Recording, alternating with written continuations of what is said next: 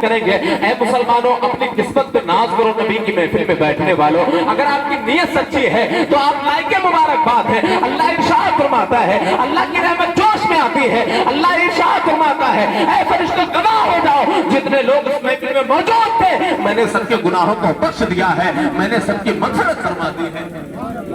یہ ہے نبی کی میلاد. اگر میں پڑھوں رات گزر جائے دن گزر جائے اور میرے بھی ساتھ کیا میں نبی کی میلاد پڑھ سکوں یار. نبی کی میلاد تو اللہ نے پڑھا ہے, نبی کی میلاد تو اللہ نے بنایا ہے. نبی کی میلاد, نبی کے درود پڑھنا یہ کسی دنیا دار کی سنت نہیں ہے. نبی کا تذکرہ کرنا یہ کسی دنیا دار کی سنت نہیں ہے.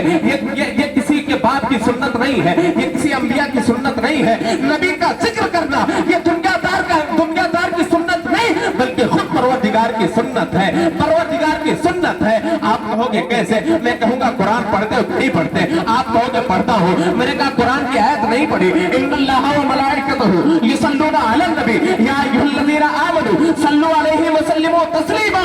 اللہ ارشاد فرماتا ہے اے لوگوں, اے بے شک میں اور میرے فرشتے اس نبی پر درود بھیجتے ہیں. اے ایمان والو تم بھی بھیجو جیسا کہ حق ہے. سبحان اللہ ماشاءاللہ. حق ہے اس نبی کی تعریف میں پھر اور آپ بیٹھے ہیں. یہ نبی کی میلاد. دشمن کے ہاں پھر بھی جائیے, دشمن کے ہاں کھانا نہ کھائیے, آپ کے لیے جم رہے ہیں. لیکن نبی کی میلاد اس وجہ سے مت چھوڑیے گا کہ میرا دشمن ہے اس سے میری کہا سنی ہو گئی, میرا جھگڑا ہو گیا. نہیں, اللہ کے ہاں آپ کا جھگڑا نہیں دیکھا جائے گا. دیکھا جائے گا آپ رسول کے وفادار کتنے ہو, اللہ کا خوف کتنا ہے آپ کے دل میں. یہ دنیا داری دھری کی دھری رہ جائے گی. ایک دن نعت لوگ پڑھتے بڑی خوشی ہوئی.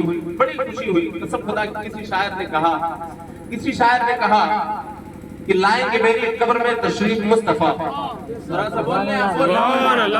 لائیں گے میری قبر میں تشریف مصطفیٰ, عادت بنا رہا ہوں درود و سلام کی. علامہ سید نظمی میاں نے کہا تھا آغاز سے اخیر تک قرآن ہے نعت مصطفیٰ. اب جس کو نعت سے چڑ ہو وہ قرآن پڑھنا چھوڑ دے, قرآن پڑھنا چھوڑ دے.